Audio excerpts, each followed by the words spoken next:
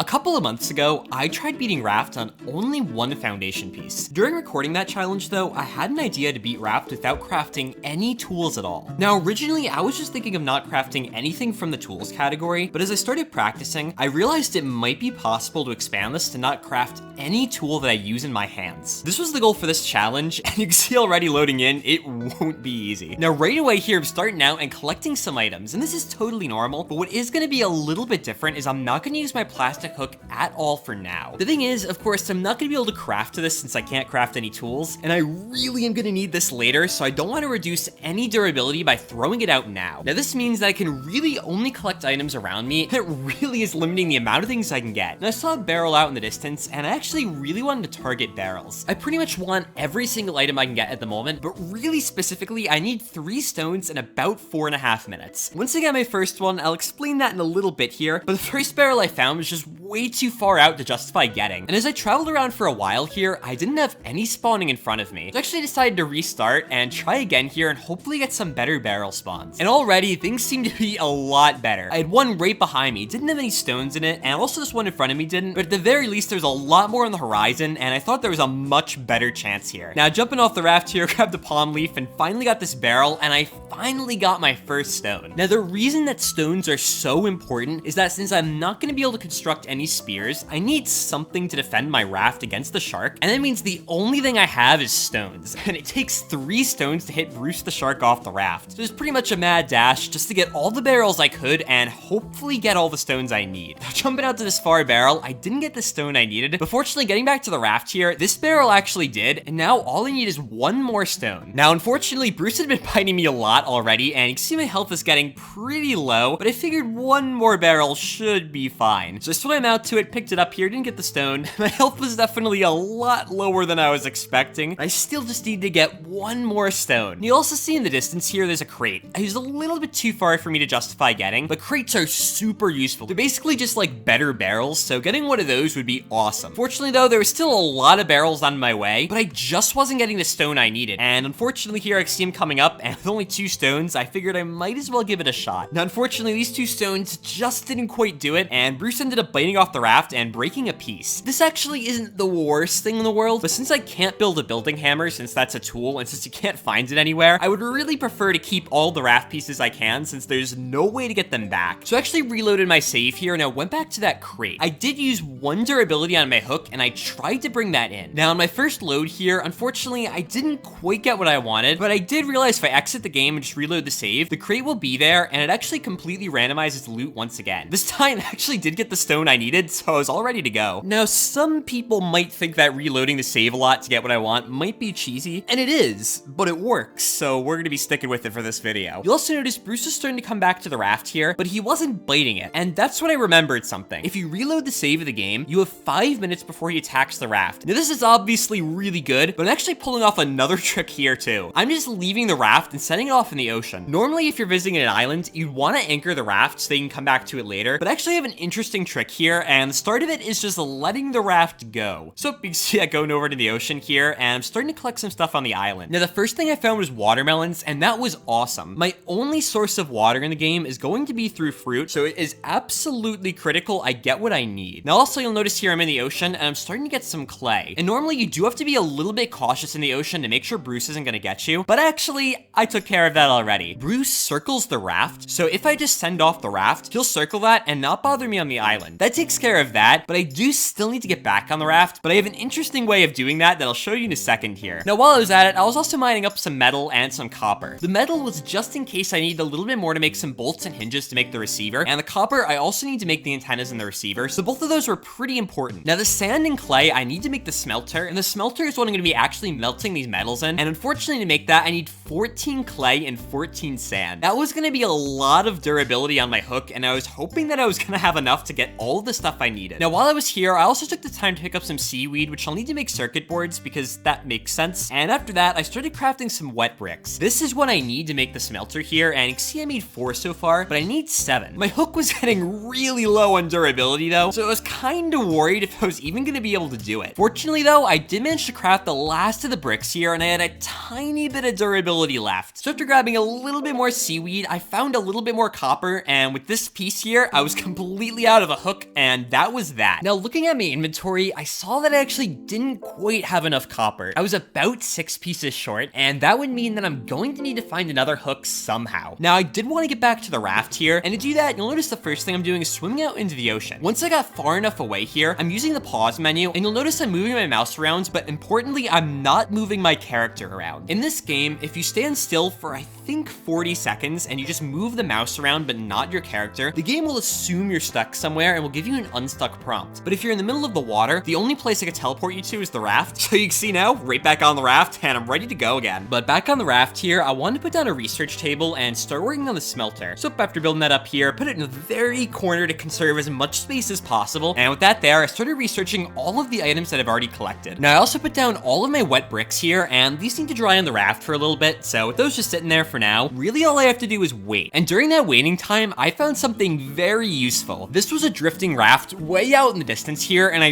really wanted to get to it. These always have some sort of crate on them, and in that crate, there's a lot of mid-tier items, so getting to it at this point in the game would have been really useful. Unfortunately though, Bruce didn't really like that plan, and he really just wanted to attack me here. Now, I kept swimming out further and further from the raft, and I was hoping he'd eventually lose interest, but before I died, I decided to save the game and try to reload it. This created an interesting scenario where I was too far out for Bruce to get me, and he just froze in that position. So with him just stuck there, I got all the way to the raft safely, and now I could finally get to this crate. Now, I saved the game right before I got it, and that was so I could do my little trick from before and keep reloading the loot. I was really hoping for 2 bolts from this crate, so I ended up just reloading the save until eventually I got that here. And with that done, I did my little trick from before where I used Unstuck to get back to the raft, and now that I'm on it here, I ended up finding another drifting raft, and it's actually really close to me. So I ended up just jumping over there, and you can see here, I actually got some pretty good stuff out of it. So swim back to the raft here, and after that, I started building a sail. And with this, I should be able to get my next hook. Now, not directly, of course, but I need to find a large island, and on the large island, there's a specific box that I need that has a chance of dropping a hook. With this sail, I should be able to get that hook and get the last bit of copper I need to finally build the receiver. After that, visited a few more small islands on the way, and these had a lot of good fruit on them. Now, if you're wondering what I've been doing for food, the fruits actually really aren't that bad, but also sometimes barrels have potatoes or beets, and usually all of this is just enough to get me through the day. They also notice I'm swimming in the water here and I'm not getting attacked. This is because the raft is really far away from me, but I realized I could actually just follow the raft and pick up all the loot that spawns behind it. Now, through this, I ended up getting both of the blueprints for the antenna and the receiver, which means the only thing I need now is a little bit of copper to finish off all of those components. So of course, I did a little bit of swimming here, and I actually found an island on the way there, so I decided just to swim all the way over there and visit that. But once I got back on the raft here, Bruce did not seem to like this, and he immediately attacked it. Fortunately though, I did have my 3 stones from earlier, and this allowed me to actually get him here and kick him off the raft. The next thing I did was actually started crafting some tables. This might seem a little bizarre, but I need the tables here because the receiver and the antennas need to be a certain distance apart, and my 2x2 raft isn't large enough for that. If I stack a bunch of tables though, you'll notice I can get pretty far out over the water, and that'll be enough distance that I can actually set up what I need. Now, after a long time of waiting, I also managed to build a smelter here, and I put that down in the middle, and I started cooking up some copper. Now, a couple ingots done here, I also put down some seaweed in, and with that done as well, I made my first circuit board. Now, in total, I'm gonna need 6 of these, so it's definitely gonna be a little bit of a long process. Fortunately though, in the middle of it, I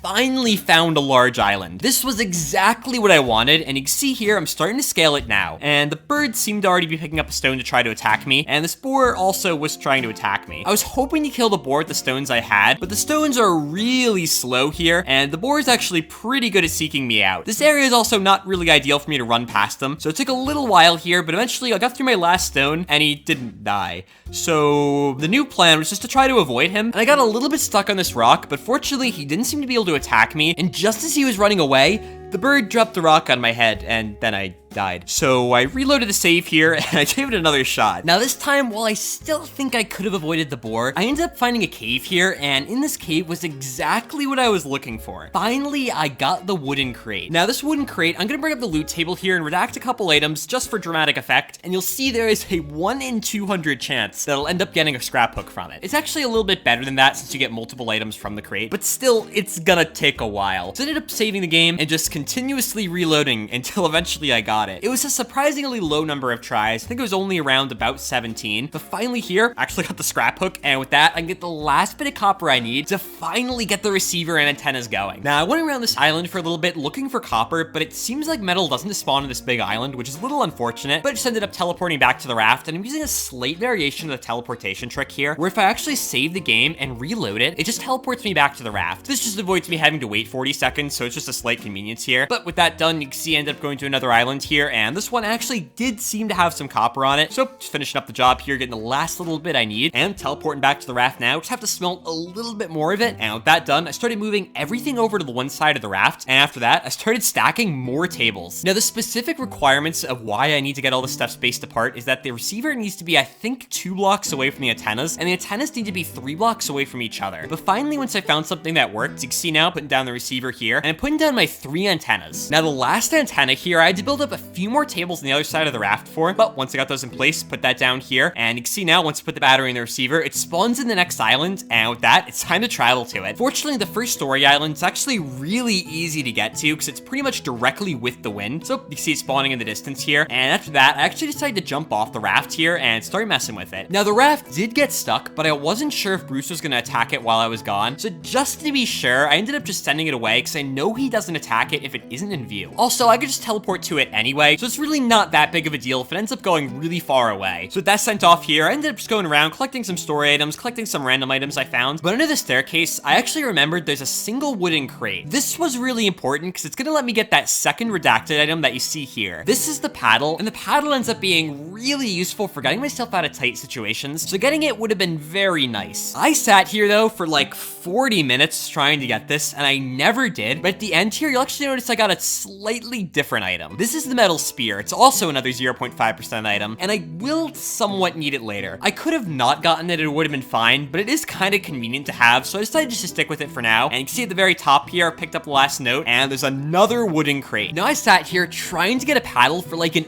hour and a half, and it didn't happen. So I was actually kind of convinced that the Raft wiki may have been wrong at this point, and I got another metal spear, so I decided just to run with that for now, since at least it is somewhat useful, and I wanted to teleport back to the raft, and it was time to start putting in the code to the next island. Now, the next story island's actually kind of long, and I wanted to make sure I had enough food for it first, so notice I'm putting in most of the digits, but I'm leaving a single one blank. This is so that it doesn't spawn in until the exact moment I want to, and you can see first I actually visited a few islands, got some extra watermelons. After spawning that in here, just had to travel right to it. Now, this island's also mostly directly with the wind. After a very long journey, you can see coming in the distance here, finally at the cruise ship. Now, I was also going to send off the raft on this island, and that was because it's very easy to get trapped on this island, so I just wanted to make sure the raft wasn't going to get stuck, because if it did, I was going to need a paddle, and I wasn't actually sure if I was able to get one of those. So with that off, it was time to board the ship and get the last code. Now, I got my spear ready here, and that's so I could deal with something in about a second. But after breaking this door open, I finally saw my first rat. These guys are kind of annoying. They don't deal that much damage, but they do deal enough that if you get a few of them on you, it can be kind of a problem. They also drop food though, and that ends up being really helpful for the late game. And after getting into this room here, I ended up finding a crate with food in it. This crate is super helpful, and it's part of the reason why this challenge gets somewhat trivialized in a second. For now though, there's still a really big challenge ahead, and you can see now breaking into the engine room, I ended up picking up a bunch of blueprints, ended up picking up a note, and after that, picked up a little bit more food. And as I was headed off the ship here, I noticed that there's another wooden crate. Now, I decided to save here and sit here for like another hour, but